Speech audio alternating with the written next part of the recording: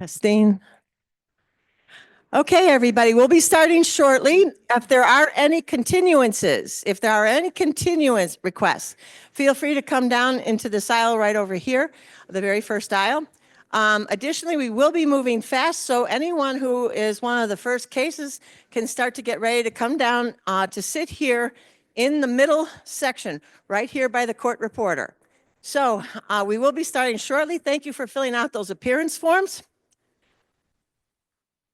Also, be careful of the different levels of the floor because they are uneven, and I've been there, done that.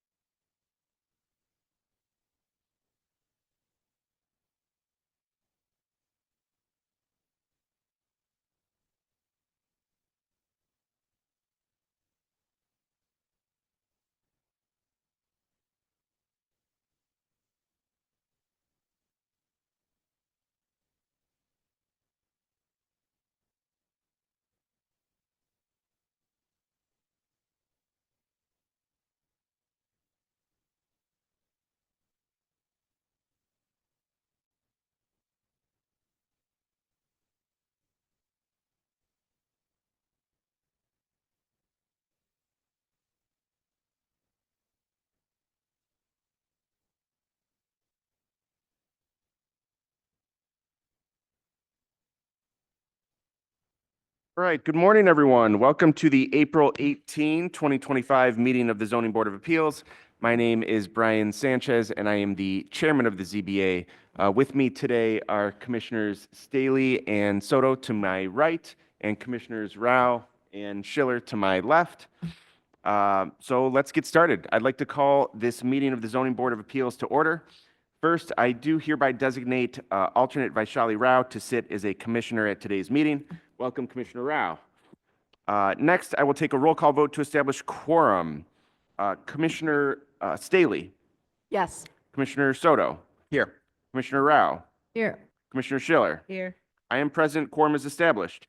The minutes of March's meeting have been distributed. Unless there are corrections, I move that we approve the minutes as distributed. Commissioner Schiller seconds. Commissioner Staley. Yes. Commissioner Soto. Yes. Commissioner Rao. Yes. Commissioner Schiller. Yes. I vote yes. The meeting minutes are approved. I move that we approve today's agenda. Commissioner Schiller seconds. Commissioner Staley. Yes. Commissioner Soto. Yes. Commissioner Rao. Yes. Commissioner Schiller. Yes. I vote yes. The agenda is approved. Now I will take any continuances or withdrawals, if any. Oh my gosh. Wow. All right. For a first time in a long time, seeing none, we will call our first case. Victor? 2625 North Carolina. All right. Are you an attorney? Yes. Okay, excellent. Would everyone plan to testify? Please raise your right hand. You can put yours down. Do you swear or affirm to tell the truth in these proceedings? Yes. Thank you very much. Counselor, if you want to give us a brief overview of the application and introduce your witnesses. Yes, my name is Benjamin Corliss, here on behalf of Ryan Shell, the applicant at 2625 North Carolina, seeking two variations, one to relocate rear yard open space to the top of a rooftop deck, and the other to reduce side and rear yard setbacks, all in conjunction with the erection of a pergola and various additions to the rear yard. This is Kareem Musawir, who's our expert witness, and here's the applicant, Brian Shell. Okay. For the two witnesses, do both of you affirm that the materials submitted with the hearing packet are still true and correct to the best of your knowledge? Yes. Okay, great. They will be admitted into the record. Are there any questions from the board? We'll take this matter under advisement. Thank you. Next case, 11025 Z.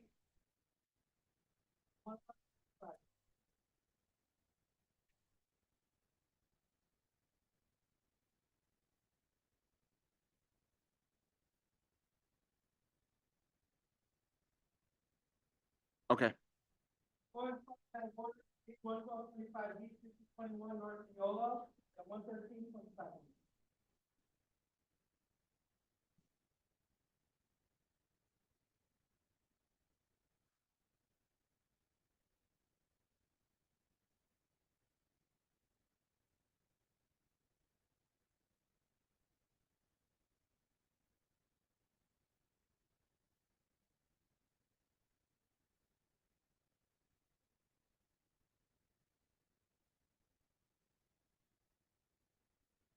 All right, would everyone planning to testify, please raise your right hand. Do you swear or affirm to tell the truth in these proceedings? Yes. Thank you very much. Counselor, please give us a brief overview and introduce your witnesses. My name is Samantha Nunez. I'm an attorney from the law firm Croak, Fairchild, Duarte, and Barris. With me today, I have Gerald Garcia, our zoning consultant, the applicant's managing member, Delia Gomez Diaz, and Francisco, the project coordinator. We're here for two variation applications, which we filed on behalf of the applicant Oki Ishi LLC for the property located at 6021 North Neola Avenue. The subject lot has a substandard lot depth of only 66 feet, which is 59 feet shorter than a typical City of Chicago lot of 125 feet. Had the lot been 59 feet longer in depth, the variations would not be necessary. The existing single-family home is very old and dilapidated. The applicant was requesting variations for setback relief in order to allow the construction of a two-story single-family residence with an attached two-car garage utilizing the majority of the existing foundations and some of the exterior walls. Great. For the witnesses, do all of you affirm that the materials submitted with the hearing packet are still true and correct to the best of your knowledge? Yes. Yes. Thank you very much. They'll be admitted into the record. Are there any questions from the board? No. We'll take this matter under advisement. Thank you.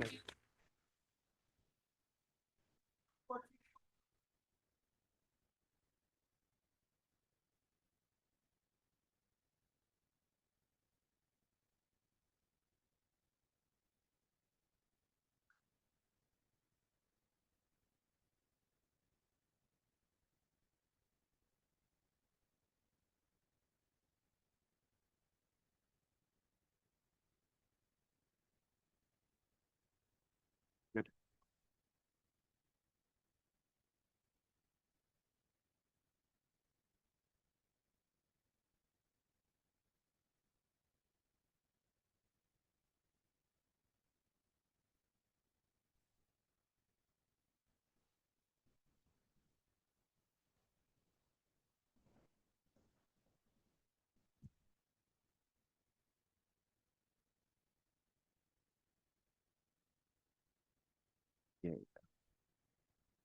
Yeah. Yeah.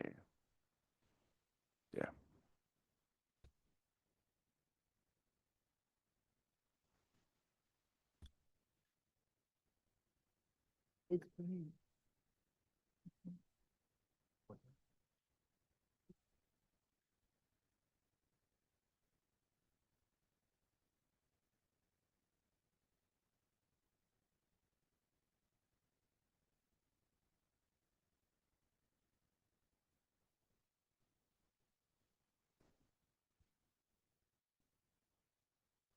All right. Good morning, everyone. Would everyone planning to testify on this matter, please raise your right hand. Do you swear or affirm to tell the truth in these proceedings? Thank you. Counselor, if you want to give us a overview of this matter and introduce your witnesses. Good morning, Mr. Chairman, members of the board. My name is Paul Kolpak. I represent the applicant, Marcin Sterniak. To his right is his architect, Peter Sterniak. We're here today requesting the application for a variation to reduce the rear setback from the required 27.13 feet to 18.83 feet, east side setback from 2 feet to 0.50 feet, west setback by 3 feet. Combined setback from 4 to 3.50 for a proposed two-story single-family residence. When we looked at this property, back in October, we went to the Department of Planning and they researched this property, and between 1924 and roughly 1940, they widened Central Avenue and therefore cut part of this property off. Therefore, it's an irregularly shaped lot. We then asked the Department of Planning whether or not this was a buildable lot. They said, yes, it was. So we decided to go forward. The hardship here is that we didn't create the hardship. The lot was created by the widening of Central. We're doing a single family home here. The only thing that we can do here is a single family home, and without these variations, and Peter will testify to that, we couldn't build anything on this property that would be marketable or useful. It would remain a vacant piece of property, and it's been vacant for years. Okay. All right, for the two applicant witnesses, do both of you affirm that the materials submitted with the hearing packet are still true and correct to the best of your knowledge? Yes. Thank you very much. They will be admitted into the record. Are there any questions for the applicant's witnesses before we go to the alderman? Okay, we're going to turn this over to the alderman. Alderman, could you state your name and role, please? Sure. I am Alderman James Gardner. I'm Alderman of the 45th Ward. I've been the representative of that ward since 2019. That is a community that I have spent nearly 50 years in. I'm born and raised in the 45th Ward. I'm raising my family there now. And I am here on behalf of some of the neighbors in the community that have some concerns. Okay, and what are the concerns? Some of the concerns that have been brought up by people who live on that actual block is that their concern is that people who use vehicles that utilize that alley, coming in and out of that alley, that their vision would be impaired by this building, but also they also have concerns for pedestrians in the area. I brought Margaret Sexton today, who lives on this block. How long have you lived on the block, Margaret? 36 years. Margaret has lived on that block for 36 years. Her husband is here as well. She spoke to several neighbors on that block who have expressed concerns to my office. We were told by the possible developers that there was a letter sent out to people who lived on that block. When we reached out to the people who lived on the block, we found out that a letter was never given. And that is what started some concerns. And when we started to get feedback from them, I've worked with Paul Kolpak many times. I respect Paul very much. But like I said earlier, my job is to be here and speak on behalf of the residents of my community. Okay, okay. Would you like to speak as well? Not necessarily. I think Mr. Gardner has expressed what myself as well as many of my neighbors have expressed. By allowing that variation going up to the sidewalk and coming out a little bit more towards the alley, you can see it's not even like a pizza pie shape. I mean, it's not even a typical triangular. There are also light poles or like utility poles in the alley. So you can see from right in here. So we just can't see where a house can go there where then it would not obstruct the vision for pedestrians. When you're coming in, you can see that the way that the alley kind of curves to get in there, it's like one person, right? So currently when somebody is pulling into the alley here, somebody else has to pull to the side, either into that side little lot where you see the cars parked currently for that home that's in the background, the orange home there. And you can see like where their fence line is. So you either have to pull there or off to the side. So it's not even like a 2-vehicle alley to get in and out of. when you are coming up there, Central, this curve right here, on Central, Goodman is right here. Goodman is the street in which I reside. And when, go ahead. Goodman would be the street just north, as you curve around there, as you can see on the northern part of that. To the right. If that makes sense to you, if the that right. helps. On the Oh, here we picture go. to the right is the north. Uh, arm.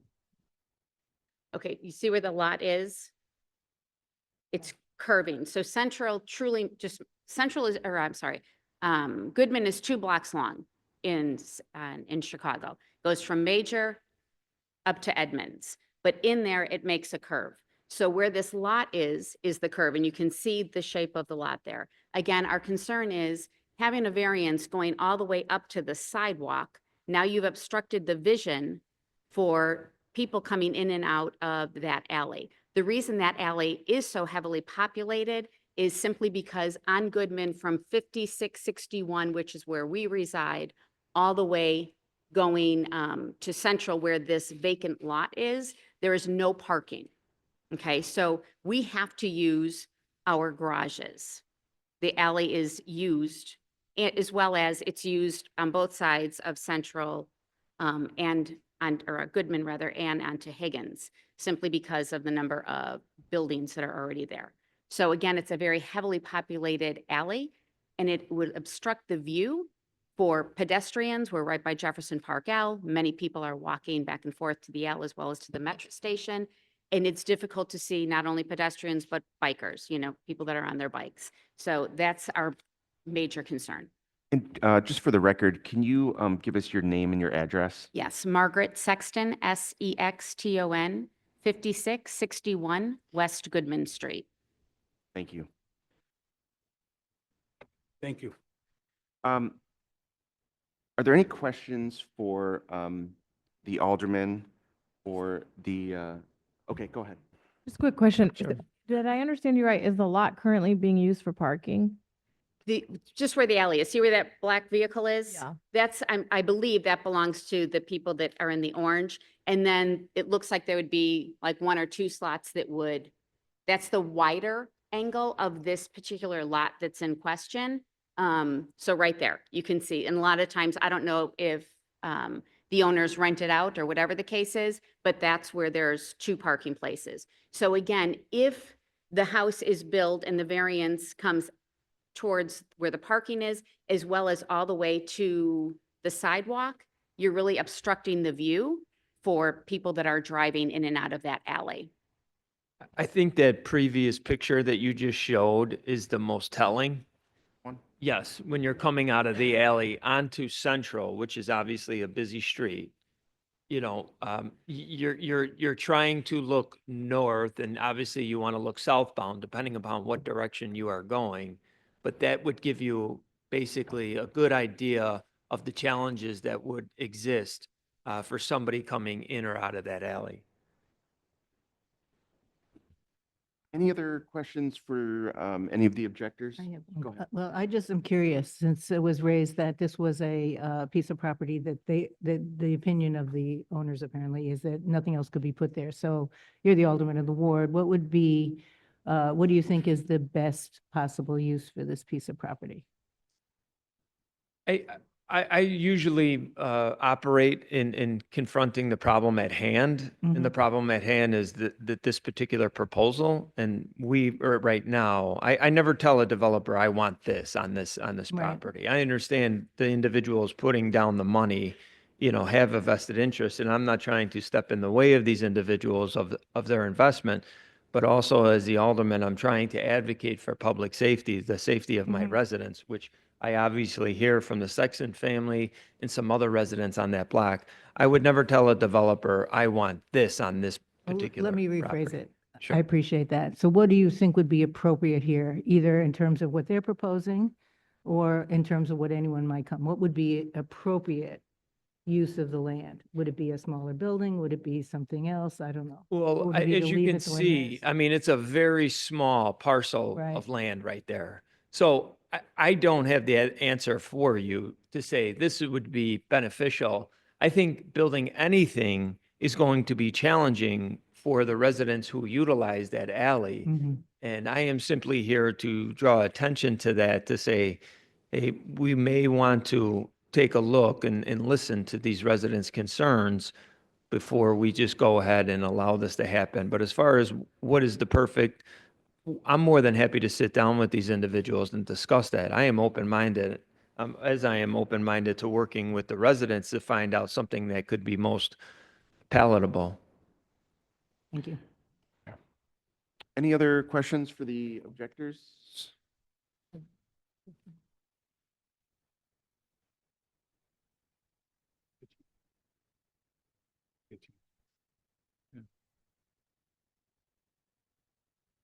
All right.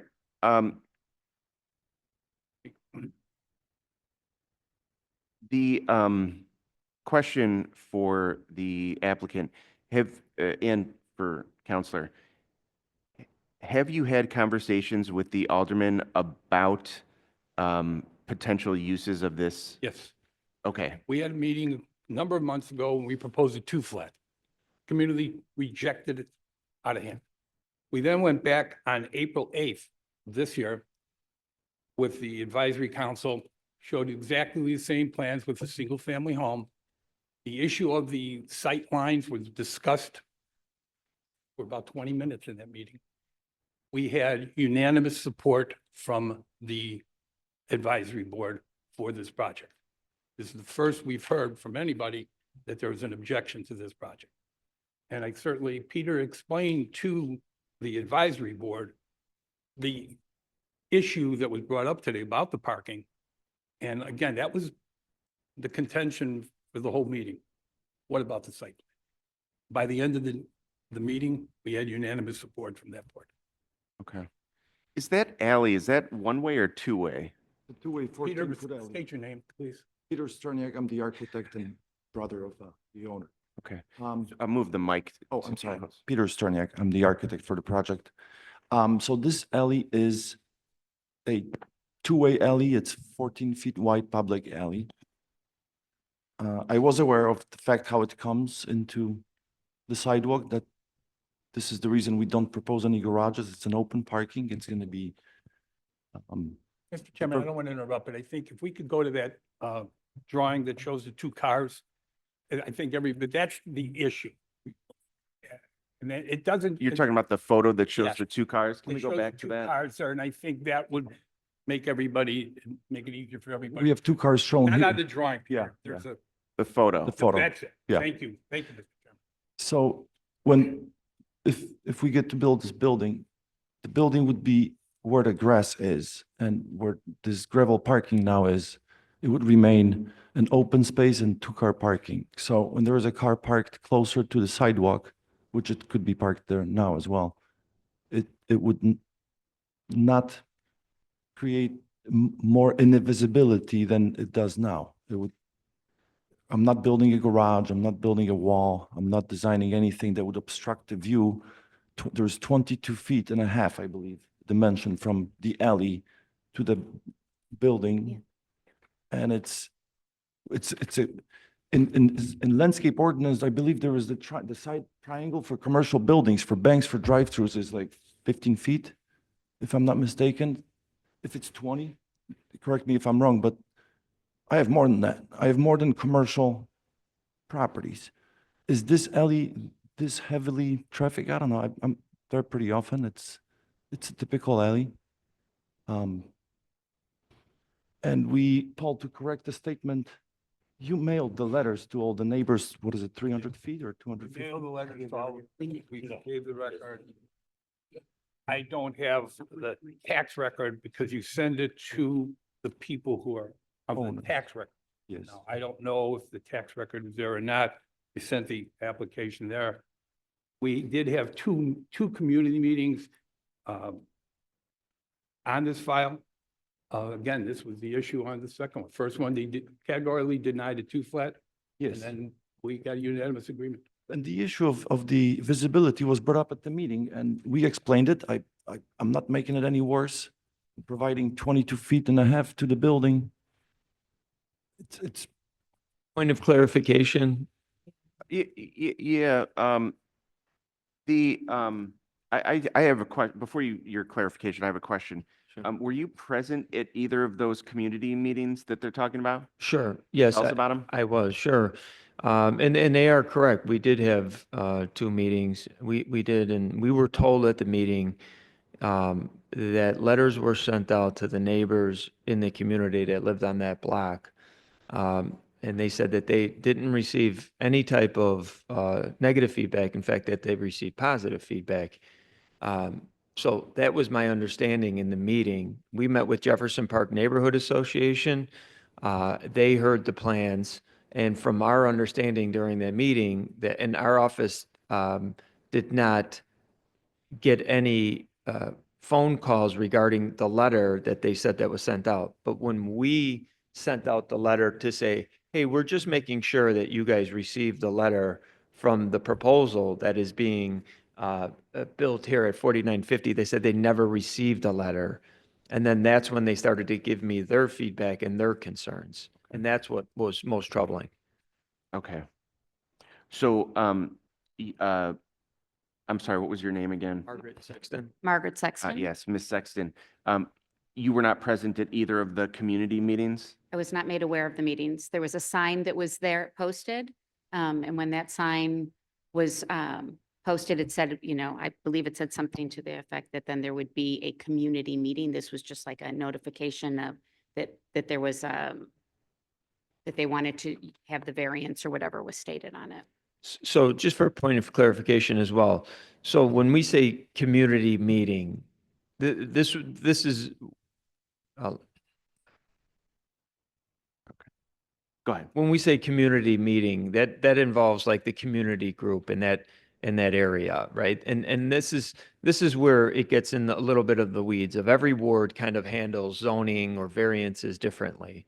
And I think one of the challenges is, I don't think anybody has the perfect formula or the perfect recipe on how to go about this. So we meet with the particular community group first, in whatever community that a proposal is being made. After we meet with that community group, we then have a public meeting, open public meeting with people who live in the area or live on that block or closest to a particular property. Again, when we were told that letters were sent out to these neighbors, we took that at face value. We said, okay, great, because we have not heard anything back from anybody living in the area. When we did our due diligence to send out a letter from my office to say, this is what the proposal is, we just want to make sure, in fact, that you received that letter, our feedback was, we never received any letter. So, I think on the issue of the notice, the notice is required for 100 feet, correct? We're checking it now, but I sent an affidavit that the letters were sent out. Mm-hmm. People were informed to come to these community meetings. Wasn't like no one got it. We sent them out. We have given to your council the letters that we received from Property Insight, showing people within 100 feet of their property, all the taxpayers, and those letters all went out. Is 5661 West Goodman, is that within 100 feet of the subject property? Probably not. Sir, could you just state your name and address for the record, please? My name is Michael Sexton. I live at 5661 West Goodman Street, Chicago. Okay. This is my wife next to me. Oh, could you just raise your right hand? Do you swear or affirm to tell the truth in these proceedings? I do. Thank you. So you're thinking that 5661 West Goodman is not within 100 feet of the subject property? I believe we're the seventh property down from the building, but we use that alley. That's our only way in and out off of Central Avenue. I understand that, and all I'm getting at is just the as far as the requirement of the notice of what they were required to do, they would be outside of the notice area. Could you give, because I think the majority of people don't understand what 100 feet is. How long, can you explain how long a city block is, for example? Does anybody have that? 400 feet. 400 feet. So half a block is 200 feet. So you're talking about a quarter of a block, basically. Yeah. So it's Yeah. Yep. So would that be, yeah, 3, 4 houses? Yeah. Okay. It looks like it goes to 5636 is the highest address on here. Okay, so literally then what we're saying is that 3 people got this letter. Is that No. accurate? 3 addresses got this, they got Well, this? it's in any direction. So, Well, it can't be in the other direction because then that's central, right. right? So, right. Well, here, let me see the, well, here, let me look at it first. 51 people. 51 people. So I think Alderman, we're just saying that that's what's statutorily required. Oh, no, I understand. No, I appreciate you. It's 51 people that received it. I don't know the number of addresses, but it's 51 people.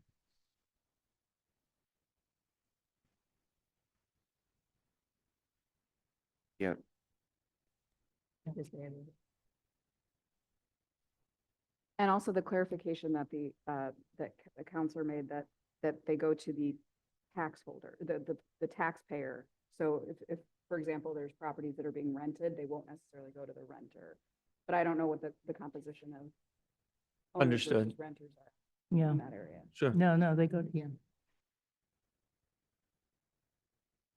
It looks like there's over 70. Here, I can give you this. Looks like there's about 70 names on the notice. Thank you, sir.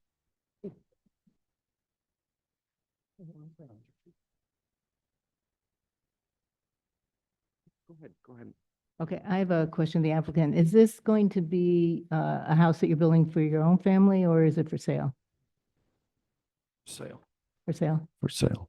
And one other question, where the parking is, if you were to have lines drawn for where the cars parked and you started in the farthest from the street, how much space would that leave between the second car and the street?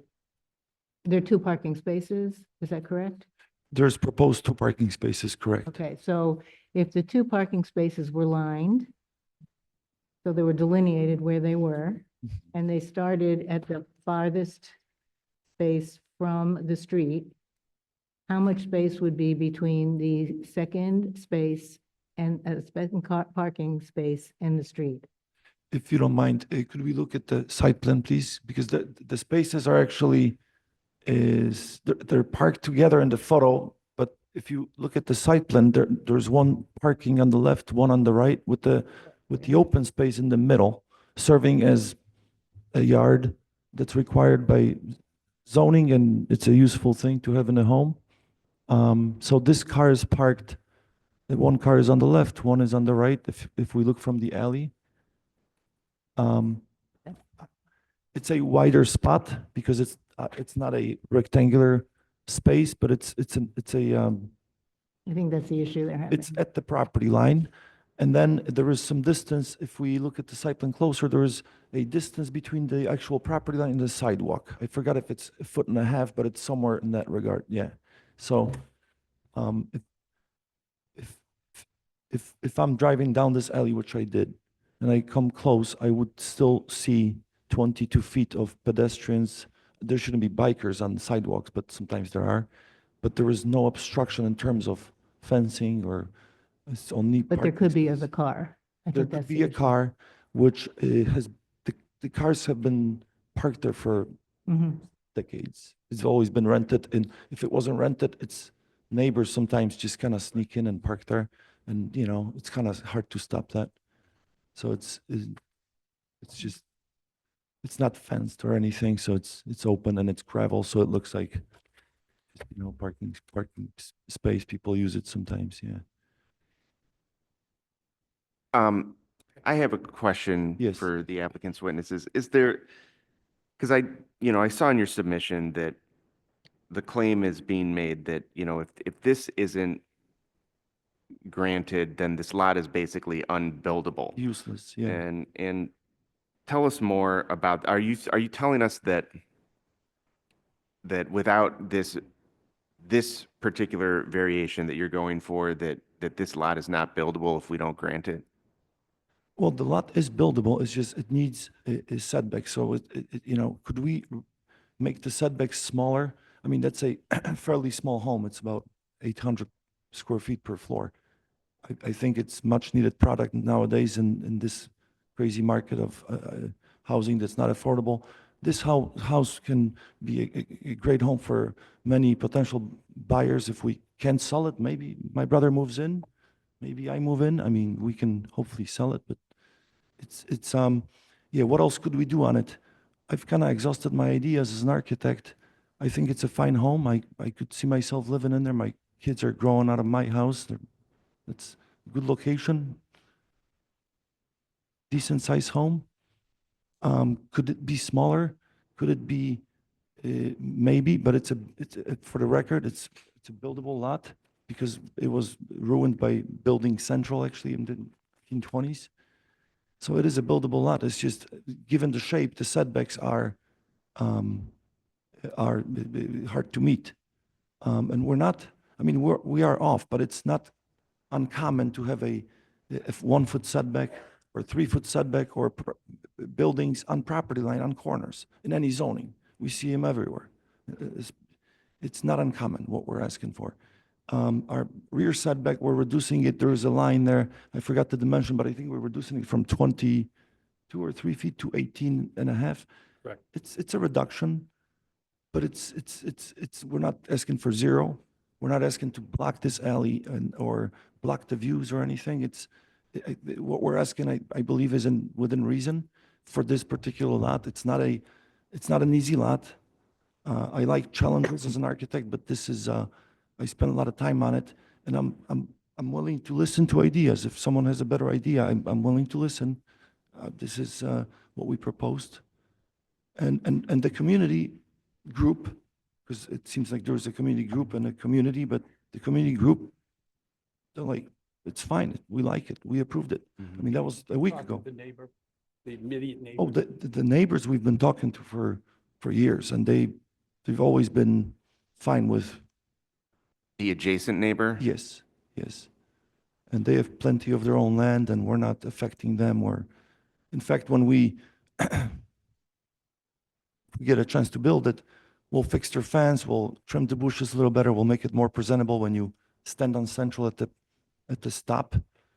And by the way, this stretch of Central, if no one from the board, if you never drove it, but there was a stoplight and a stop sign at Goodman.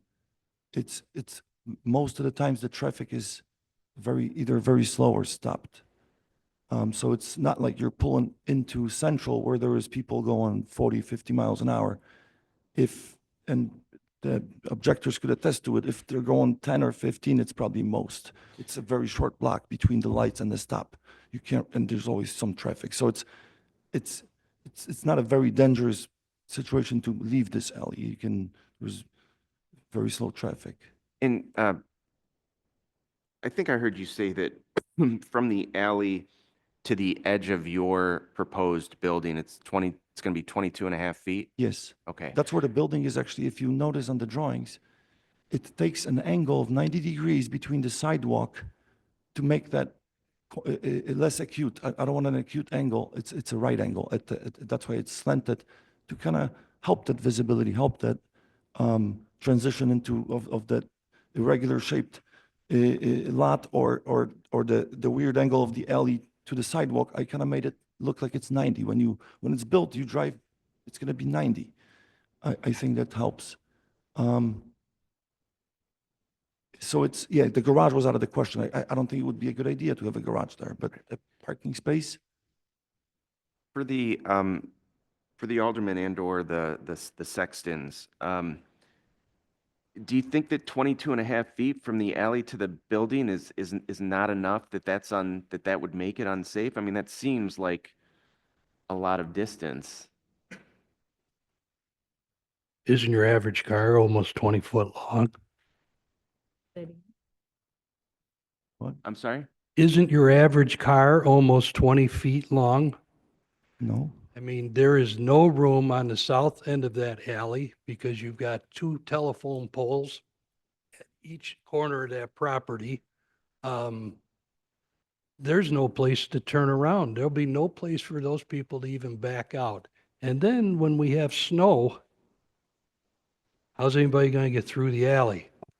Just like It's in- always been kicked up into the side lots. The question that I have now is there are cars parked there now in the same spots that would continue to act in the same space that would continue to act as parking spots. So The picture showing those two cars parked now, those cars are at least they're a lot farther than that.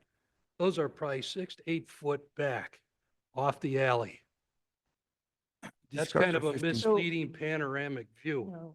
So it looks like it looks, applicant is saying that there's 22 feet that to the grass line, right? Which is so we have the, excuse me to interrupt, Mr. Sexton, but if you look at the site plan, where the building has in your opinion, where it impedes on the visibility, this corner of the building is 22.5 feet from the edge of where my property or my brother's property meets the alley, right? So that's 22.5 feet where the issue is.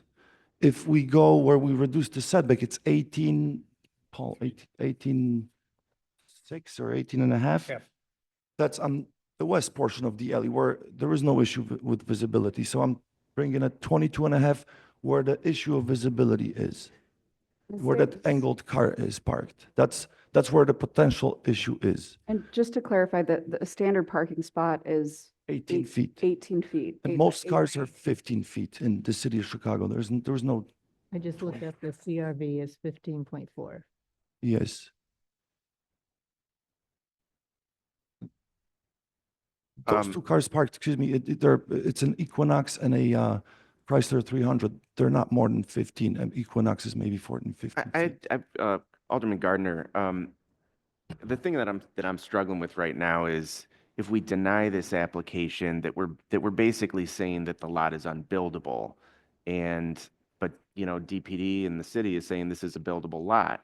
So how do we, we've got two competing interests here. I mean, we do have a claim about safety, but we've also got a claim about a lot that is supposed to be buildable. And if we say, no, because of safety, then we're saying, well, it can't be buildable. How do we, reconcile those two competing issues? Yeah, it's a great question. And I understand, their point of view. For me, it's very simple. Public safety is priority number one. And I think that's exactly what the Sextons are stating their case here. Their concern is that for safety of whether it be vehicular, whether it be pedestrians, whether it be bicyclists who utilize Central, either going to work or going back to home. That is a busy intersection there. We're talking about the vehicles that are parked there blocking the view, but we're not really talking about what it's going to be like once a single-family home is built on this property, right? The added challenges to that, and I can appreciate that. And again, as alderman of the ward, I can understand why the city says it's a building. They want revenue off of it. I get that. I understand that, and I appreciate that. Again, though, before we talk about making revenue, I think we should address the public safety issue of, is this safe? And on that point, do you think that the 22.5 feet from the edge of the building to the alley, that would make it unsafe for pedestrians and vehicles? I think it would make it more challenging. And I don't think that is a corner that we want to add challenges to, like I said, drivers or bicyclists or pedestrians. And who better to give you their point of view than people who utilize that alley every single day? Because as she said earlier, Ms. Sexton, they can't park in the front of their home. Their main ingress and egress from their property is in that alley. So the average individual has the opportunity or the luxury, if you want to say, to park in front of their home or use a driveway. They do not have that. They utilize their alley every day, and they're not the only ones on that block who have to utilize that alley every single day. Right, are there any other questions from the board? All right, so any final remarks from the applicant? Well, Want to move we're talking to the architect about, we move the green space over towards the street, we move the car back another 8 to 10 feet, that gives you 32 feet to the street.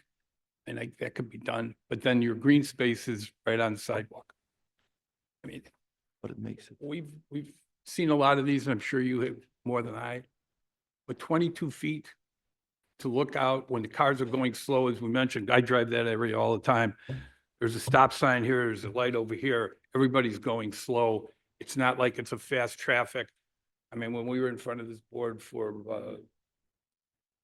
by the police station on Milwaukee Avenue, that was the objection, and that was Milwaukee Avenue, and everybody said, you can get on Milwaukee Avenue, it's not that difficult to get on. This is a couple trips maybe, and again, slow traffic, 22 feet of visibility from the car to the street. I differ with the fact that it's dangerous. Okay. I would just like to make the point that, sir, with due respect, I am in and out of that alley several times a day. Yes, traffic is slow during rush hour. Other than that, it's not. I'm not concerned so much about the traffic. I'm concerned about the pedestrian traffic. Where you see this black car looking at the picture to the right, you're proposing to put it right against the sidewalk. Is that correct? When I saw in the drawings? Right against the sidewalk. Okay, now let's just say it's a utility vehicle that's higher up. Now I really can't see. You've made the point that yes, we can see from here, looking at this picture, by all means, we can see. There's no building there, and the car is all the way up and further in. It is not right against the sidewalk, and it is not butted up against the alley. This is when you're entering and exiting that alley, it is a 1-passenger lane. It is not a 2-passenger lane. The alley itself could be 2 when somebody is pulled over to the side, but the entrance and exit to that particular alley is a 1 car. So if that car that is in there now is parked where it is being proposed on the side, it's going all the way up. Now you've obstructed the view of any pedestrians walking, which are several. Again, I've been there for 36 years. We utilize public transportation very often, as well as using our vehicles in and out.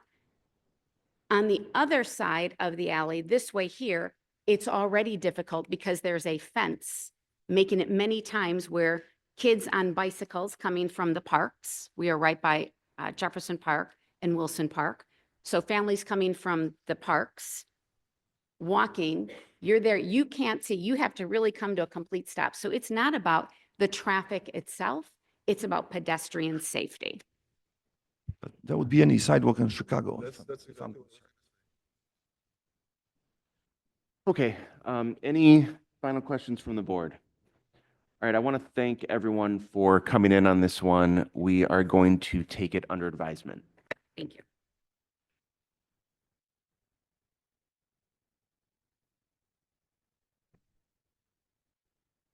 Case number 13725Z and 13825Z, 7115 North McAlpin.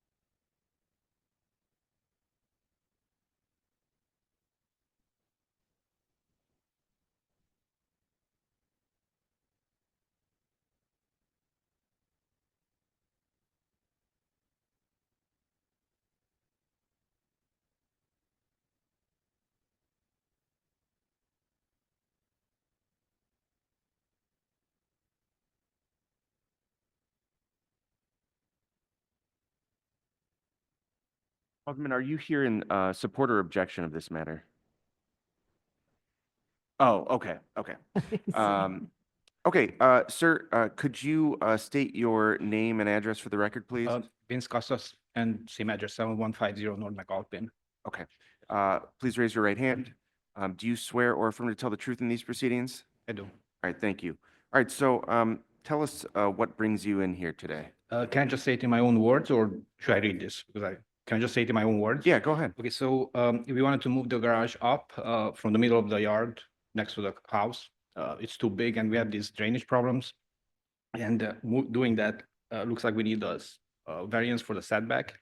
And also seems like because it's from a two-car garage to one, so that's also reduced. But we have like right there, the driveway, you can park like 3-4 cars. So I don't think parking will not force us to park on the streets. And I attached a couple of pictures which shows that other properties in the same block, they have one-car garages, and so they're pretty much the same. Looks the same. Okay. Do you swear or affirm that the materials submitted with the hearing packet are still true and correct to the best of your knowledge? Yes, Okay, thank I you. did. Yes. They will be admitted into the record. In your hearing packet, you talked about how the architect and the contractor told you to start work without permits. He said we can move the garage because it's actually smaller, and we just move it. We don't. So it's not like a major modification. It's smaller, so we're not building a bigger garage. And What was the name of the contractor and the architect? Castellanos, the contractor, Castellanos. How do you spell that? I think it's CATL. I'm sorry, can I look it up? Yeah, I'm sure. sorry.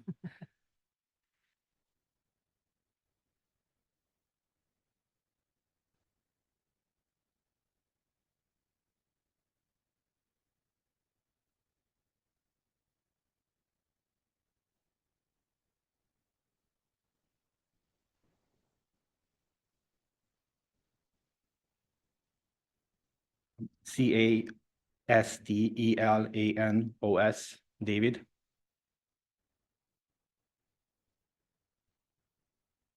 That was the contractor? Yes. And how about the architect? Edward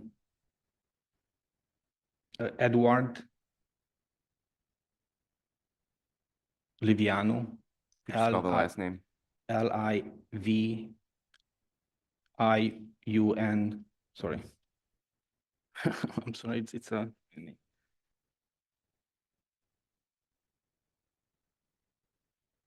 LIVIANU. Right, so first, let me say that any contractor or architect that's telling you to start work without permits is not giving you good advice. I realize Okay. that, yeah. You know, you talked about the 40 feet being of width being insufficient, but 25 feet would be a standard lot. So can you try to tell us why the 40, because I think what you're saying is the 40-foot width of the property is giving you the hardship here for why you need this variation. Explain that. So if you move the garage up from the middle of the yard next to the house, then that when the problem becomes, because then you need the variation. So think about it, the garage is not moved from the property line, it's just moved up. But looks like because of that, so you're not moving, I'm not moving it closer to the next property. I'm just moving it up. But if you do that, then that's the only way to do it, by moving it up. Are there any questions from the board?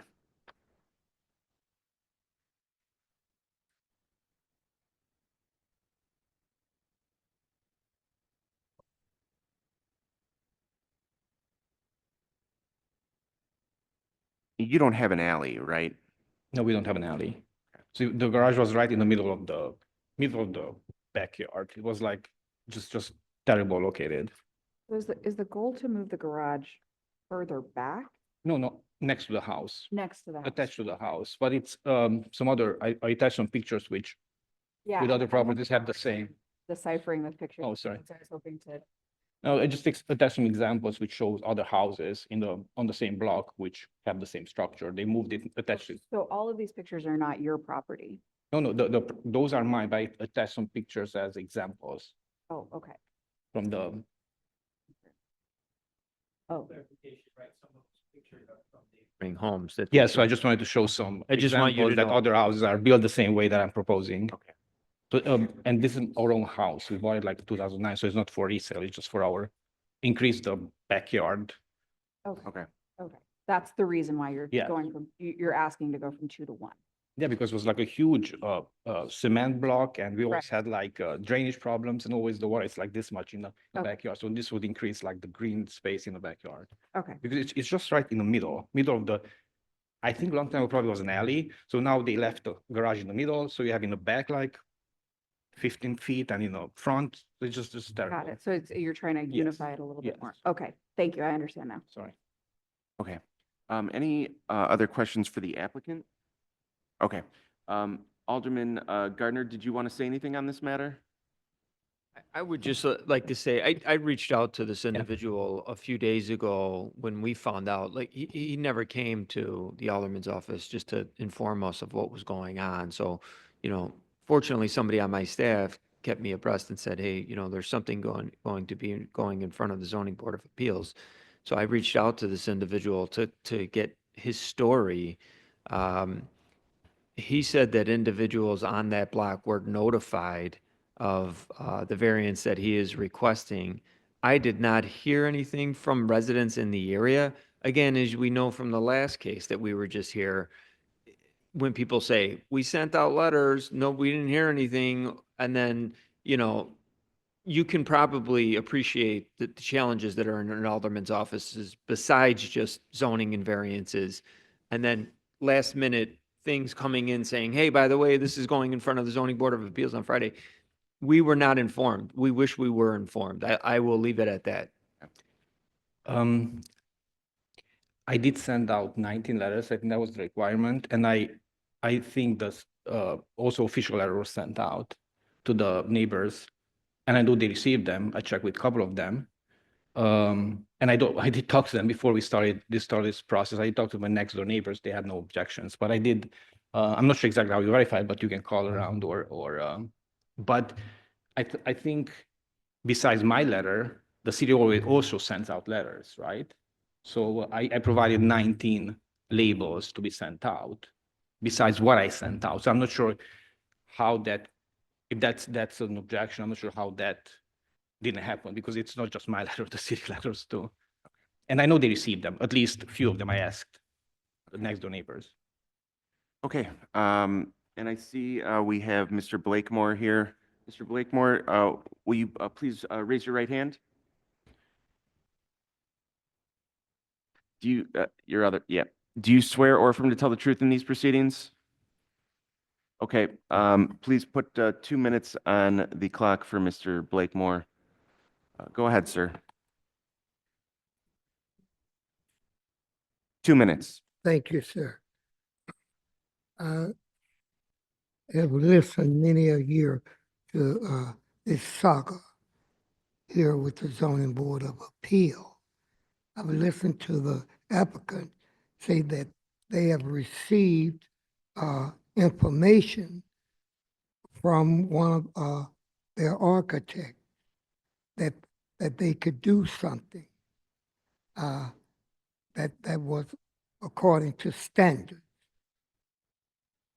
And I'm appalled. I just got here to see this saga happen again and again.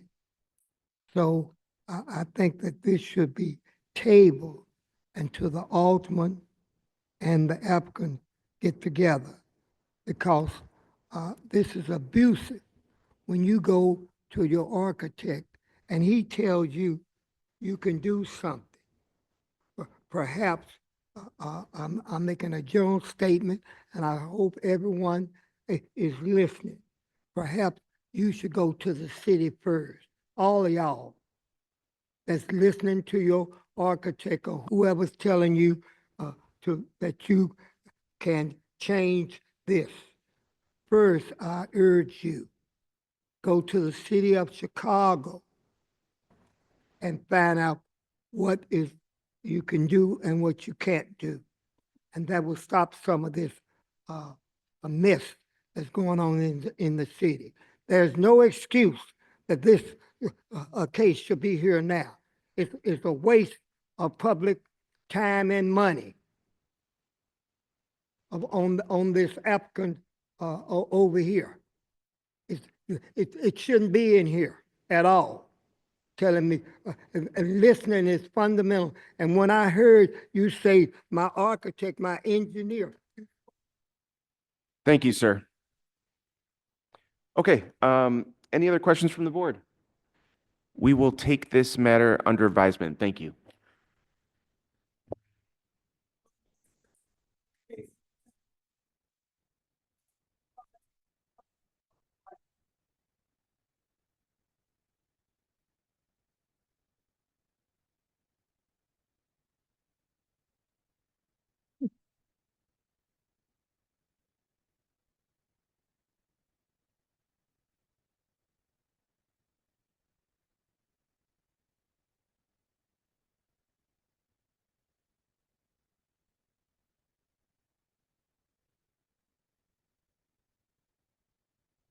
Right, would everyone planning to testify, please raise your right hand.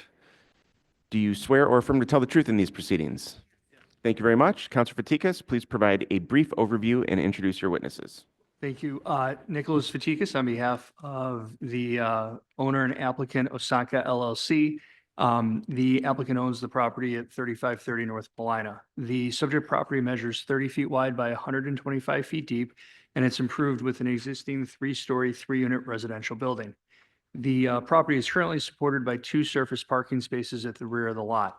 The applicant is proposing to construct a new 2-car garage that will replace those surface parking spaces. The proposed garage will have an accessible roof deck and a pergola feature above it. And in order to permit that design, the applicant is seeking variations to reduce the lot's required south side and rear setbacks and reduce the technical rear open space requirement. The relief is limited to the new garage. The footprint of the principal building is not changing at all. We do have 2 witnesses available to testify on behalf of the applicant, Ms.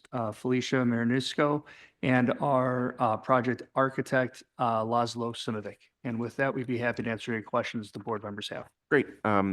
For the witnesses, do both of you affirm that the materials submitted with the hearing packet are still true and correct to the best of your knowledge? Yes. Thank you very much. They'll be admitted into the record. Are there any questions from the board? I got one. Does the garage take up the entire space of the lot? No. Is there still No, if you can show the site plan. So what's actually a little bit unique about this is on what would be the north side setback, there's actually a dedicated garden space, and that's shown in our it's shown in our photos. So that will remain, as well as about 9.5, 10 feet between our garage and the backyard. So there is actually a backyard, grade level backyard, in addition to the north side area or space. So part of that's concrete walkway.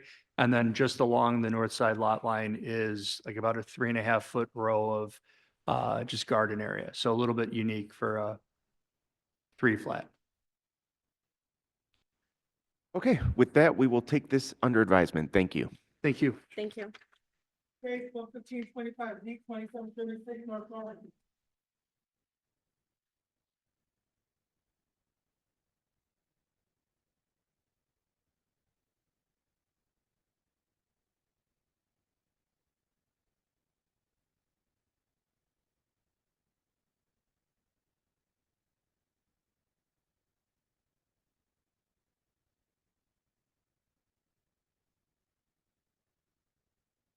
Hey, good morning. Could you please raise your right hand? Do you swear or affirm to tell the truth in these proceedings?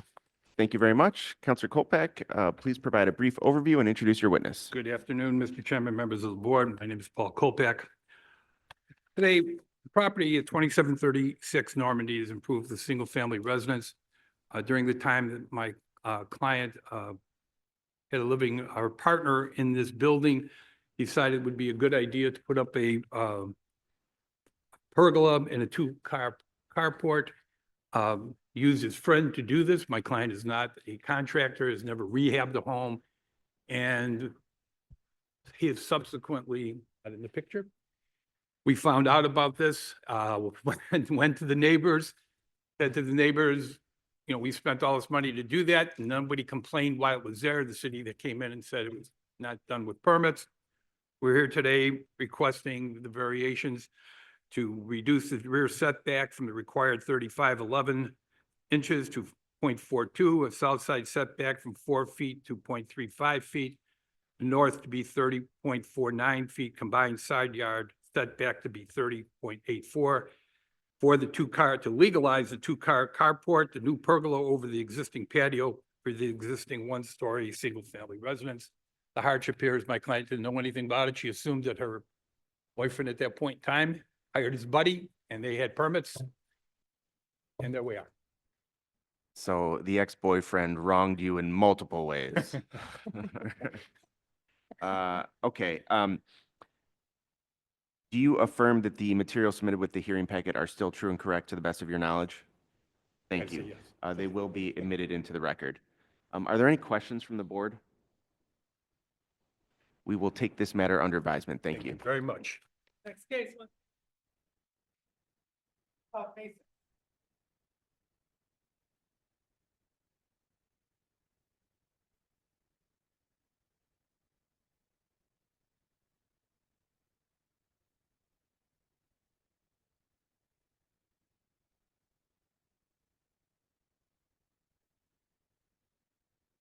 Good morning.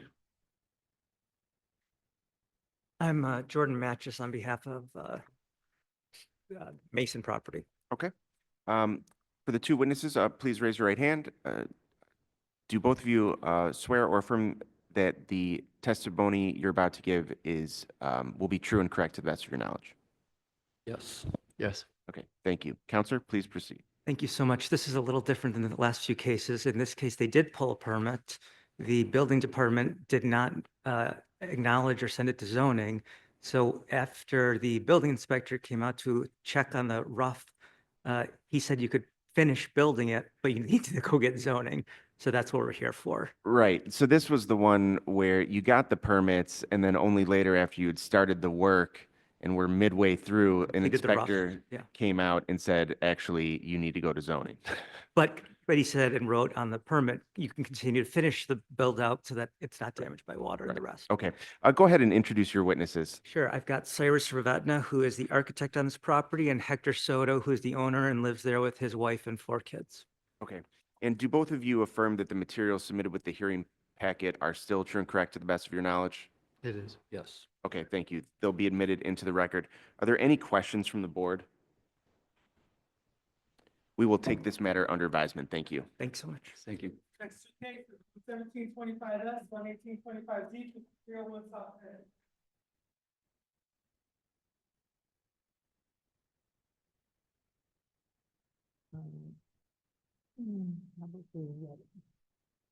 There's a little bit of, I just want to give a high level, but it starts at 11. Absolutely doesn't have a very near one. I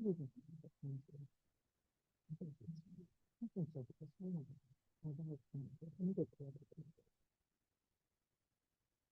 Maybe we can say it. He will have.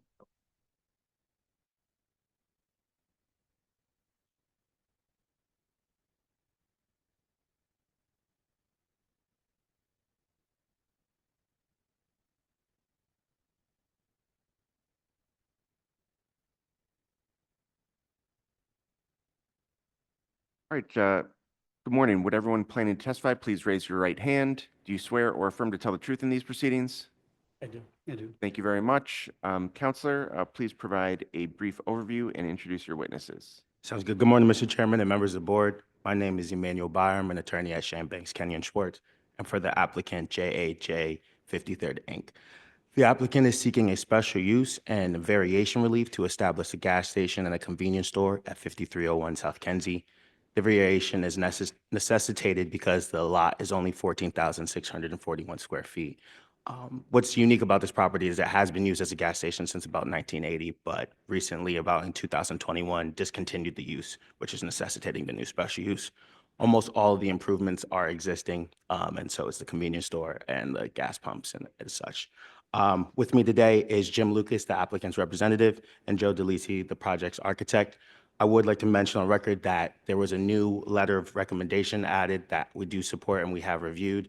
And then we also submitted new plans to address some further comments regarding the sidewalk and striping for pedestrian safety. Okay, great. For the witnesses, do both of you affirm that the materials submitted with the hearing packet are still true and correct to the best of your knowledge? Yes. Thank you very much. They'll be admitted into the record. And I do have the revised recommendation letter from the Department of Planning and Development, and I'm just going to read it into the record since it was updated. This is the recommendation for calendar number 11725S. The Department of Planning and Development recommends approval of the gas station with convenience store, provided one, the special use is issued solely to the applicant, JAJ 53rd Inc., and two, the development is consistent with the design and layout of the plans and drawings dated April 15, 2025, prepared by JAD Architects Ltd. For the applicant, do you agree to be bound by the conditions set forth in this letter from DPD? Okay, great. Are there any questions from the board? We will take this matter under advisement. Thank you. Thank you. Case 11925S, 2620.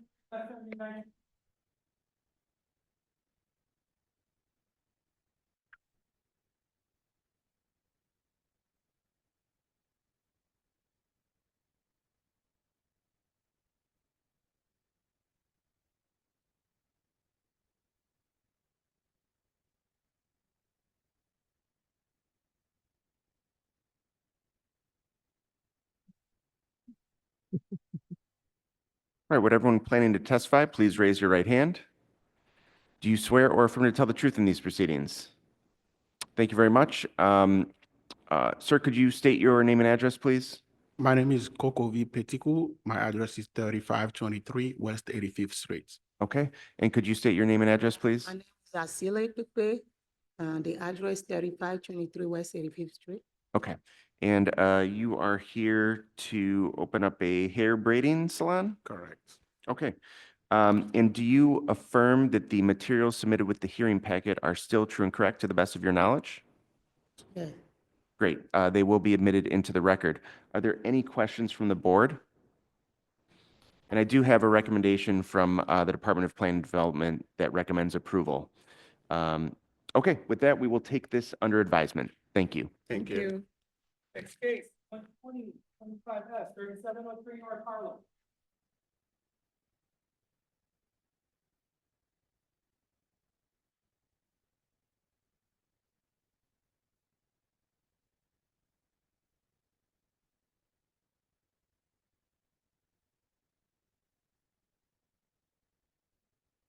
Morning. Would everyone plan to testify, please raise your right hand. Do you swear or affirm to tell the truth in these proceedings? Thank you very much. Counselor, if you want to provide a brief overview and introduce your witness. Good morning. Yasmina De La Torre on behalf of the applicant, which is Harlem Spa Corporation, seeking approval of a special use at 3703 North Harlem for purposes of a massage establishment at that location. This is the principal of Harlem Spa, Ms. Sainan Zhang. And yeah, we're here. Application materials have been submitted. We already have a recommendation of approval, I believe. Would you like me to ask? No, I've got the question we need to ask. Do you affirm that the materials submitted with the hearing packet are still true and correct to the best of your knowledge? Yes. Great. They will be admitted into the record. Have you had a chance to review the recommendation letter from the Department of Planning and Development? Yes. And do you agree to be bound by the conditions set forth therein? Yes. Great. Are there any questions from the board? We'll take this matter under Thank you. advisement. Thank you. Thank you very much. Next case, 125S.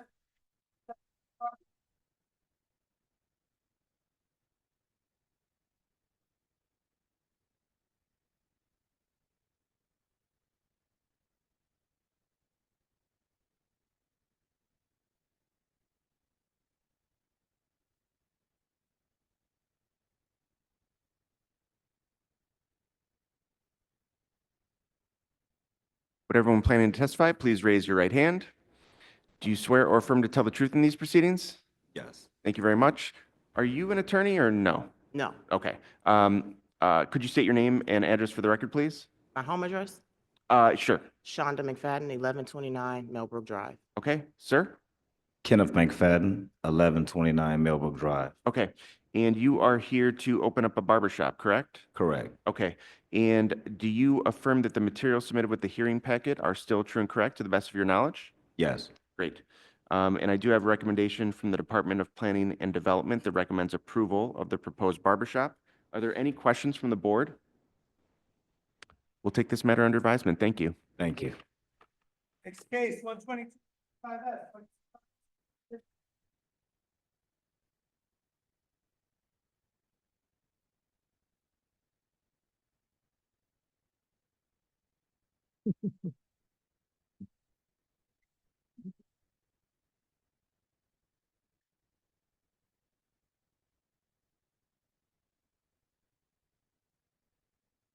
All right, would everyone planning to testify, please raise your right hand? Do you swear or affirm to tell the truth in these proceedings? Yes. Thank you very much. Counselor, please provide a brief overview and introduce your witnesses. Thank you, Mr. Chairman, members of the board. My name is Mark Kupiec. I represent the applicant, the Chicago Badminton Academy LLC. On behalf of the applicant, I have Jimmy Sun seated next to me, and next to him is Liam Ryan from the LaSalle Appraisal Group. They prepared a report that we had submitted with our application. And very simply, it's a special use. They want to establish a sports and recreation participant health club. And they want to do a gym. They want to play badminton on badminton courts and pickleball on the pickleball courts. This building is the old Campbell's Soup manufacturing building. Okay, so this is the adaptive reuse of that old building. And actually, the Jimmy's LLC has taken just a small portion of that very large building. In connection with this, we notified the alderman, met with the alderman, followed up with staff, so they're aware of it. Also, because of the special use, we were contacted by the planning department, and we work with them submitting some revised exhibits to show the parking lot, because there are 3 parking lots with the building. And with that, I think that is the overview. And Jimmy? Here, Steve, I got it. you got it? For both of the witnesses, do both of you affirm that the materials submitted with the hearing packet are still true and correct to the best of your knowledge? Yes. Yes. Thank you. They'll be admitted into the record. For the applicant, have you had a chance to review the recommendation letter from the Department of Planning and Development? Yes. And do you agree to be bound by the conditions set forth in this letter? Yes. Great. Are there any questions from the board? We'll take this matter under advisement. Thank you. Thank you.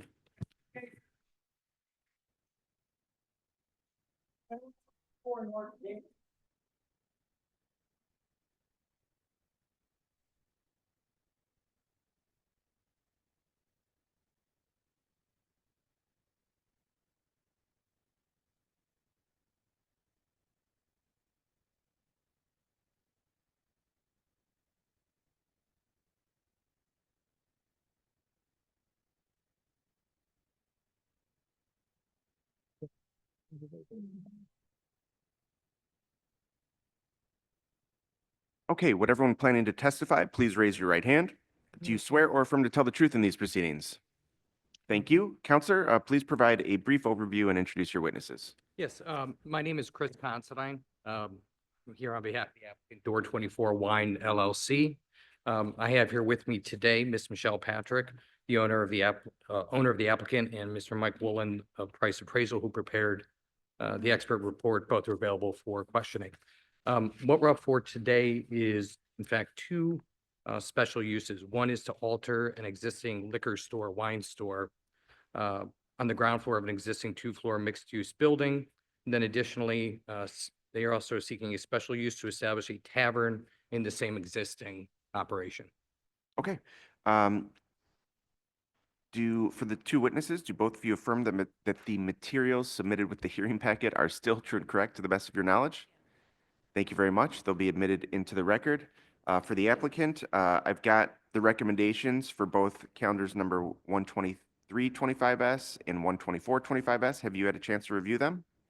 Do you agree to be bound by the conditions set forth in Yes. those letters? Thank you. The only other question I have is there anybody in that neighborhood that isn't supporting this? Because I saw there were a million letters of support in the file. There was no one. Good for you. Thank Any you. questions from the board? Thank you. We'll take this matter under advisement. Thank you. Thank you. You. 1860 West Lawrence.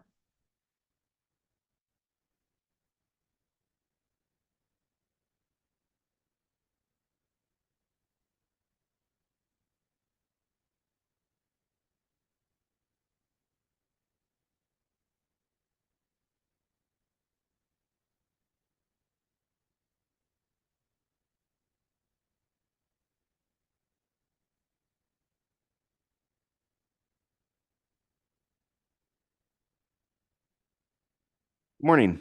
Hi. Could you state your name and address for the record, please? My name is Alyssa Grande and my address is 1960 West Lawrence. Please raise your right hand. Do you swear or affirm to tell the truth in these proceedings? Yes, Thank you. And you're here to open up, is it a hair salon or a barber shop? hair salon. Okay, The barber shop was to secure the LLC.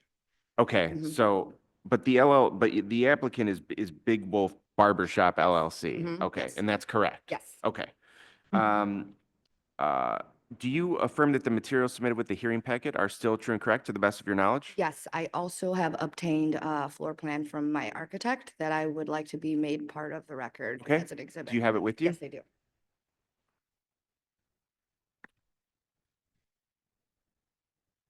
Thank you.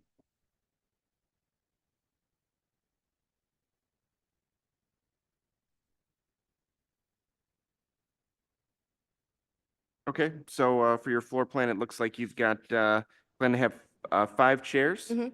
Okay, was that a yes? Yes, Just for the sorry. court I'm reporter. sorry, yes. And you've got your reception, your waiting area, your shampoo area, color bar. It's like you've got it all planned out. Yes. Are there any questions from the board? And we do have a recommendation from the Department of Planning and Development that recommends approval. With that, we'll take this matter under advisement. Thank you. Awesome, thank you. Case 12625 S, 2038 West 35th Street.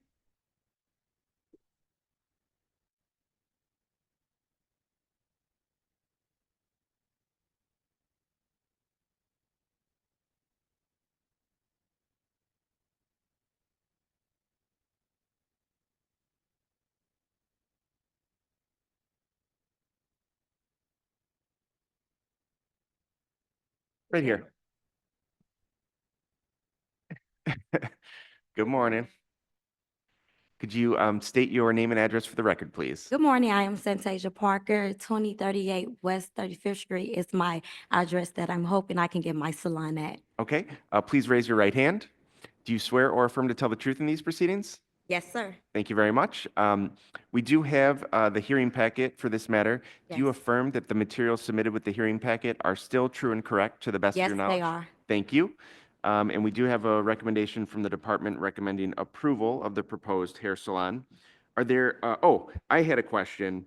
The hours for your salon, in the hearing packet, you said from dusk till dawn, which I'm guessing you're not planning to operate around 6 p.m. to 6 a.m. What are your hours? Oh, no, I mainly go to work like from 9 to 6. I hate when the sun go down, I get nervous. So more like 9 a.m. to 6 p.m.? Yes. Okay. Is that going to be 7 days a week, or are you going to have any days off? I mainly work Tuesday through Saturday, unless someone is paying me extras to come in on my off day. Sure, sure. Any questions from the board? Nope. We'll take this matter under advisement. Thank you. Okay, thank you, guys. 12725Z, 12825Z, 12925Z, 4606 North Main.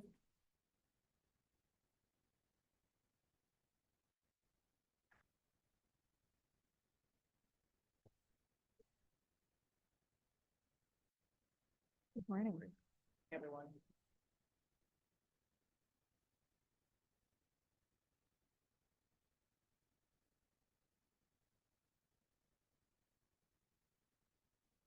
All right, would everyone plan to testify? Please raise your right hand. Do you swear or affirm to tell the truth in these proceedings? Yes. Yes. Thank you very much. Sir, could you state your name and address for the record, please?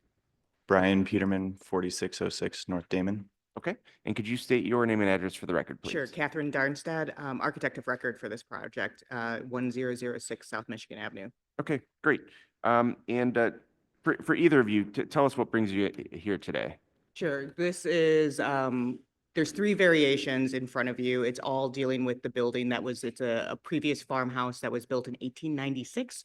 All issues are dealing with existing non-conforming issues overall. It has been improved over time with 4 units. It's a balloon frame structure as with 4 units in there. The client is moving forward with improving those 4 rental units for their primary residence. So they will be one of the 4 tenants that will be in the unit. The first variation that's up is to increase the maximum height.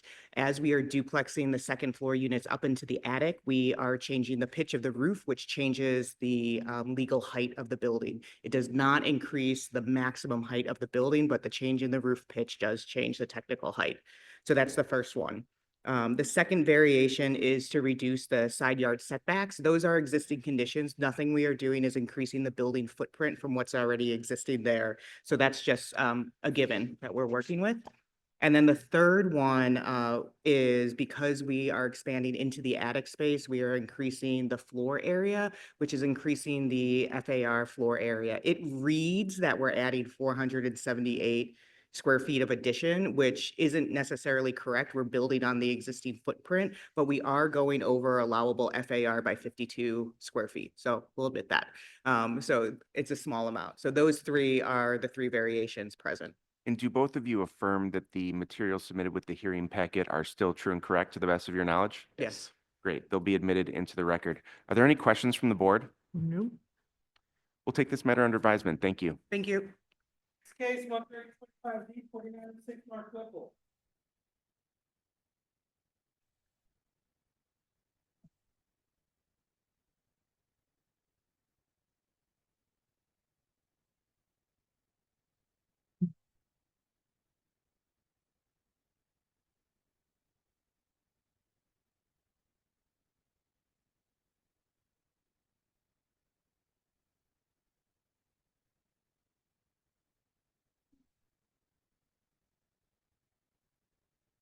All right, good morning. Would everyone planning to testify, please raise your right hand? Do you swear or affirm to tell the truth in these proceedings? Yes. Thank you very much. Counselor, brief overview and introduce your witnesses. Good morning again. For the record, my name is Emmanuel Byram with the law firm Shane Banks, Kenyon Schwartz, and the attorney for the applicant G7 Investments. The applicant is seeking 2 variations, one to the rear setback and actually 3 variations, one to the rear setback, one to the north side setback, and then the combined setback. Nothing is changing on the subject property. The fence was there, predated their ownership roughly around 2008. Where the fence is located and where the repairs are needed to the exterior for the masonry of the building necessitate just the reductions. So that's what we're seeking. I'm joined today by Flowers Shaupu, the applicant. Sorry, I might have butchered that. And Raldo Alexa, the project's architect. We're happy to answer any questions. Sure. How do you pronounce your name? Flavius Shope. Okay. Do both of you affirm that the materials submitted with the hearing packet are still true and correct to the best of your knowledge? Yes. Thank you very much. They'll be admitted into the record. Are there any questions from the board? Nope. We'll take this matter under advisement. Thank Thank you. you guys so much. Thank you. Case 13125. Southside Net.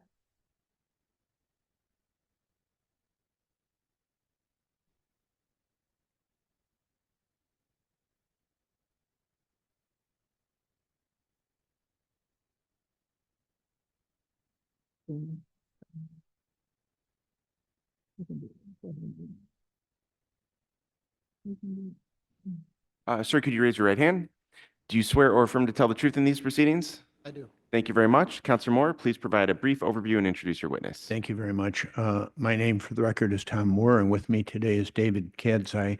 Mr. Kadzai and his wife and 2 young children bought this house about 3 years ago. It's a beautiful 19th century renovated home, and he wanted outdoor space for his 2 young daughters to play.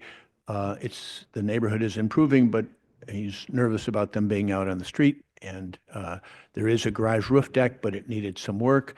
So when he went in for a permit, he learned for the first time that the position of the garage is non-conforming, and the access to the roof deck is non-conforming. It all happened before he bought it. He had all the proper representatives when he closed. Everyone told him everything was fine, and he'd just like to bring it into compliance. Okay.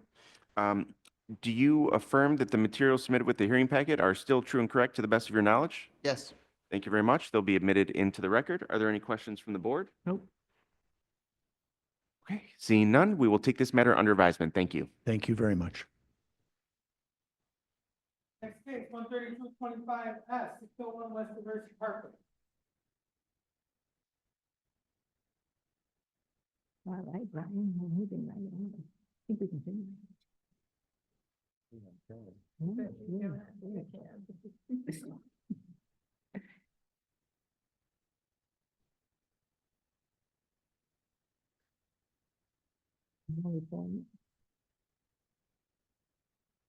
right, would everyone planning to testify, please raise your right hand. Do you swear or affirm to tell the truth in these proceedings?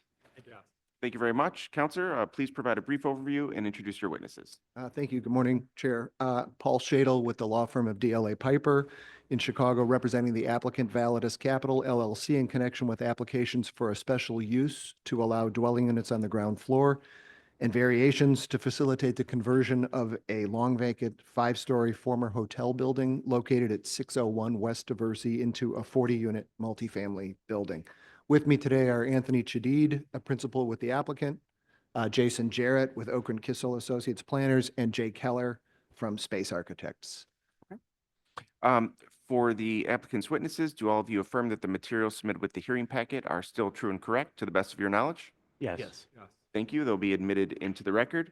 For the applicant, have you had a chance to review the recommendation from the Department of Planning and Development? Yes.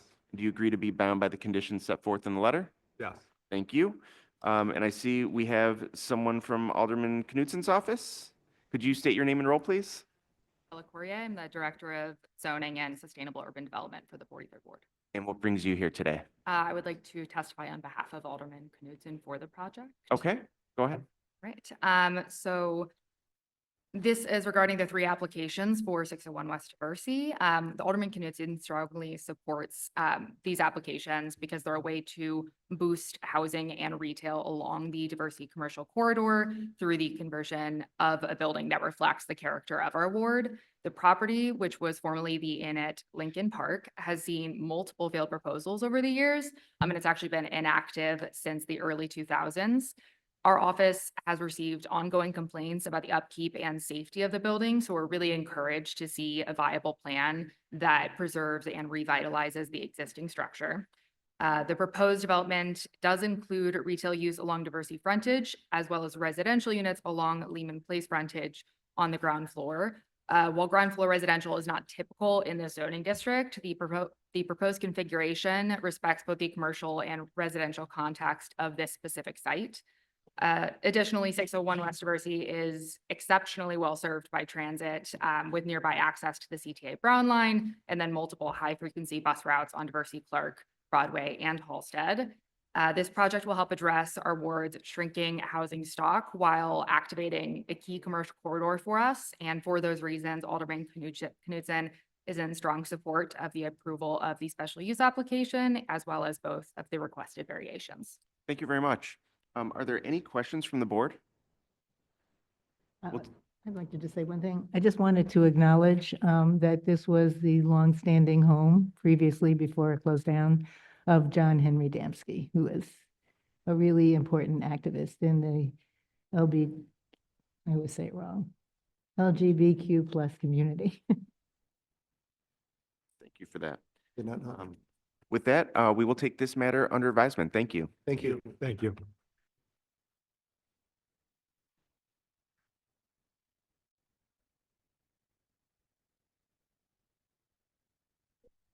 This 525Z, 2045 West Parkway.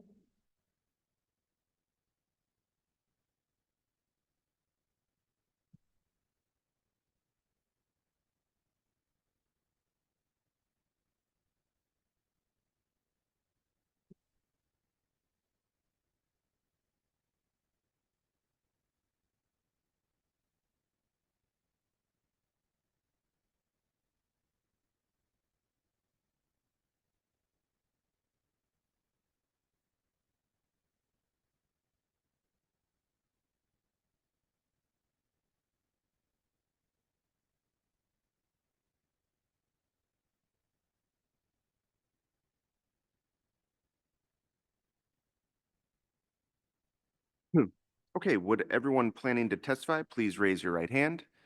Do you swear or affirm to tell the truth in these proceedings? Yes. Thank you. Sir, could you state your name and address, please? Carlo Parente, and I'm here for 2045 West Cortez. I'm the architect for the project. Thank you. Could you state your name and address? Marcia Sedino, owner, co-owner of 2045 West Cortez. Sir? Craig Burton, 2045 West Cortez. Okay. For all of you, do you affirm that the materials submitted with the hearing packet are still true and correct to the best of your knowledge? Yes. Thank you very much. They'll be admitted into the record. From what I was looking at here, it looks like the footprint is changing just a little bit. That's correct. Is that right? Yeah. From the existing? That's correct. What was the purpose for changing the footprint? Well, the existing kind of dilapidated structure is your standard Chicago porch renovation. It's skewed. So what we're applying for is actually less of a setback or more of a setback than what the existing structure is. Right.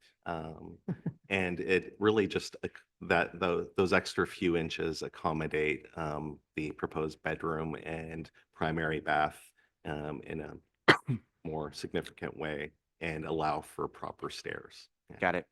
Any questions from the board? We'll take this matter under advisement. Thank you. Thank you.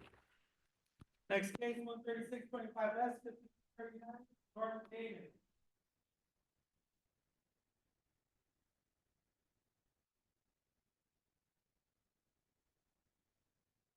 Yeah, they were.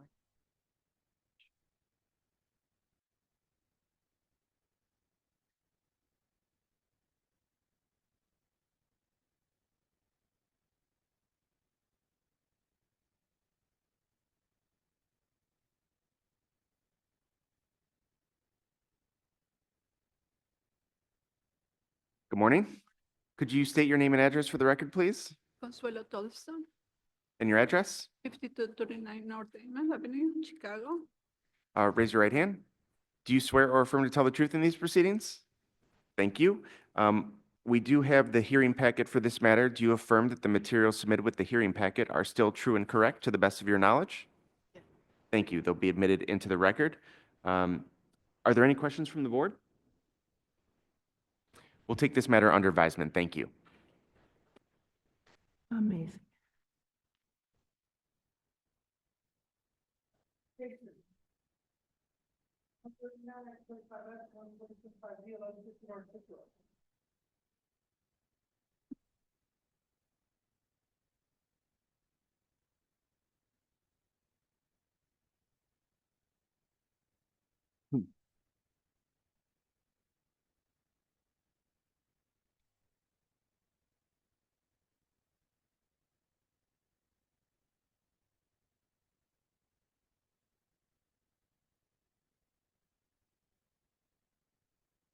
Okay, would everyone planning to testify, please raise your right hand.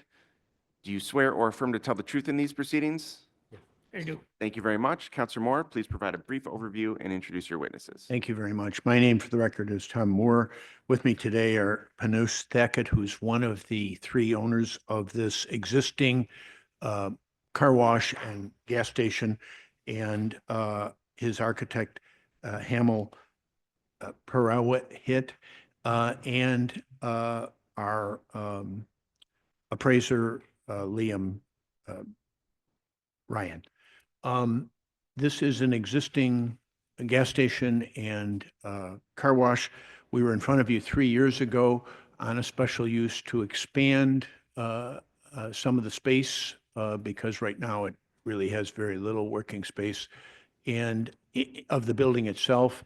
And also at that time, there was a variance for the landscaping because the property line goes right to the street, so it doesn't have the usual setback area there. And this board granted both the special use and the variance, but financing problems prevented them from moving forward. We're now back in front of you with a less ambitious plan, and we've had extensive go-arounds with the planning department, and we now have their support. And we're not aware of any objectors, and we'd request your support as well. Great. So for all the witnesses, do you affirm that the materials submitted with the hearing packet are still true and correct to the best of your knowledge? Yes, it does. Thank you. They'll be admitted into the record. For the applicant, have you had a chance to read the recommendation from the Department of Planning and Development? And do you agree to be bound by the conditions set forth in the letter? Thank you. Are there any questions from the board? No. We'll take this matter under advisement. Thank you. Thank you very much.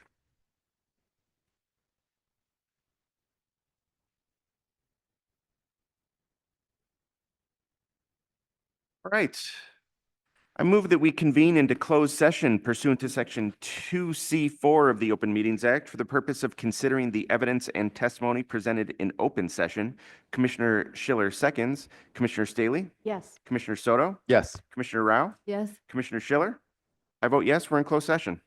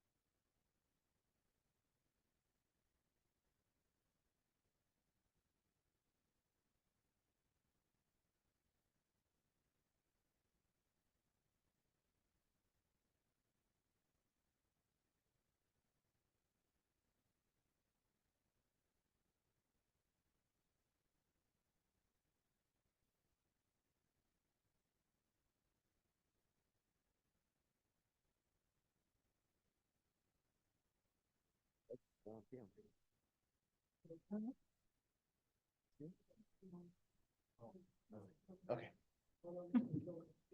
The imagination. All right, everybody ready? Okay. Donna? Ready? All right, I move that we return to open session. Commissioner Schiller seconds, Commissioner Staley, Yes. Commissioner Soto, Yes. Commissioner Rao, Yes. Commissioner Schiller. Yes. I vote yes, and we're back. We will now vote. Note that any motion to approve a special use will be tied to the recommendations of the department and any additional conditions read by me. I move to approve application for calendar numbers 10825Z and 10925Z. Commissioner Schiller seconds, Commissioner Staley, Yes. Commissioner Soto, Yes. Commissioner Rao, Yes. Commissioner Schiller. I vote yes, the matters are approved. I move to approve application for calendar numbers 11025Z and 11125Z. Commissioner Schiller seconds, Commissioner Staley, Yes. Commissioner Soto, Yes. Commissioner Rao, Yes. Commissioner Schiller. I vote yes, the matters are approved. I move to approve application for calendar numbers 11225Z and 11325Z. Commissioner Schiller seconds, Commissioner Staley, Yes. Commissioner Soto, Yes. Commissioner Rao, Yes. Commissioner Schiller. I vote yes, the matters are approved. I move to approve application for calendar number 11425Z. Commissioner Schiller seconds, Commissioner Staley, Yes. Commissioner Soto, Yes. Commissioner Rao, Yes. Commissioner Schiller. I vote yes, the matter is approved. I move to approve application for calendar number 11525Z. Commissioner Schiller seconds, Commissioner Staley, Yes. Commissioner Soto, Yes. Commissioner Rao, Yes. Commissioner Schiller. Yes. I vote yes, the matter is approved. I move to approve application for calendar number 11625Z. Commissioner Schiller seconds, Commissioner Staley, Yes. Commissioner Soto, Yes. Commissioner Rao, Yes. Commissioner Schiller. I vote yes, the matter is approved. I move to approve application for calendar numbers 11725S and 11825Z. Commissioner Schiller seconds, Commissioner Staley, Yes. Commissioner Soto, Yes. Commissioner Rao, Yes. Commissioner Schiller. I vote yes, the matters are approved. I move to approve application for calendar number 11925S. Commissioner Schiller seconds, Commissioner Staley, Yes. Commissioner Soto, Yes. Commissioner Rao, Yes. Commissioner Soto. I'm sorry, Commissioner Schiller. I vote yes, the matter is approved. I move to approve application for calendar number 12025S. Commissioner Schiller seconds, Commissioner Staley, Yes. Commissioner Soto, Yes. Commissioner Rao, Yes. Commissioner Schiller. I vote yes, the matter is approved. I move to approve application for calendar number 12125S. Commissioner Schiller seconds, Commissioner Staley, Yes. Commissioner Soto, Yes. Commissioner Rao, Yes. Commissioner Schiller. I vote yes, the matter is approved. I move to approve application for counter number 12225S. Commissioner Schiller seconds, Commissioner Staley, Yes. Commissioner Soto, Yes. Commissioner Rao, Yes. Commissioner Schiller. I vote yes, the matter is approved. I move to approve application for counter numbers 12325S and 12425S. Commissioner Schiller seconds, Commissioner Staley, Yes. Commissioner Soto, Yes. Commissioner Rao, Yes. Commissioner Schiller. I vote yes, the matters are approved. I move to approve application for counter number 12525S. Commissioner Schiller seconds, Commissioner Staley, Yes. Commissioner Soto, Yes. Commissioner Rao, Yes. Commissioner Schiller. I vote yes, the matter is approved. I move to approve application for counter number 12625S. Commissioner Schiller seconds, Commissioner Staley, Yes. Commissioner Soto, Yes. Commissioner Rao, Yes. Commissioner Schiller. I vote yes, the matter is approved. I move to approve application for counter numbers 12725Z, 12825Z, and 12925Z. Commissioner Schiller seconds, Commissioner Staley, Yes. Commissioner Soto, Yes. Commissioner Rao, Yes. Commissioner Schiller. I vote yes, the matters are approved. I move to approve application for calendar number 13025Z. Commissioner Schiller seconds, Commissioner Staley, Yes. Commissioner Soto, Yes. Commissioner Rao, Yes. Commissioner Schiller. I vote yes, the matter is approved. I move to approve application for counter number 13125Z. Commissioner Schiller seconds, Commissioner Staley, Yes. Commissioner Soto, Yes. Commissioner Rao, Yes. Commissioner Schiller. Yes. I vote yes, the matter is approved. I move to approve application for calendar numbers 13225S, 13325Z, and 13425Z. Commissioner Schiller seconds, Commissioner Staley, Yes. Commissioner Soto, Yes. Commissioner Rao, Yes. Commissioner Schiller. I vote yes, the matters are approved. I move to approve application for calendar number 13525Z. Commissioner Schiller seconds, Commissioner Staley, Yes. Commissioner Soto, Yes. Commissioner Rao, Yes. Commissioner Schiller. I vote yes, the matter is approved. I move to approve application for calendar number 13625S. Commissioner Schiller seconds, Commissioner Staley, Yes. Commissioner Soto, Yes. Commissioner Rao, Yes. Commissioner Schiller. I vote yes, the matter is approved. I move to approve application for counter numbers 13725Z and 13825Z. Commissioner Schiller seconds, Commissioner Staley, Yes. Commissioner Soto, Yes. Commissioner Rao, Yes. Commissioner Schiller. I vote yes, the matters are approved. I move to approve application for calendar numbers 13925S and 14025Z. Commissioner Schiller seconds, Commissioner Staley, Yes. Commissioner Soto, Yes. Commissioner Rao, Yes. Commissioner Schiller. I vote yes, the matters are approved. I move that we adjourn until 2 p.m. today. Commissioner Schiller seconds, Commissioner Staley, Yes. Commissioner Soto, Yes. Commissioner Rao, Commissioner Schiller. I vote yes, we're in recess until 2 p.m. You done?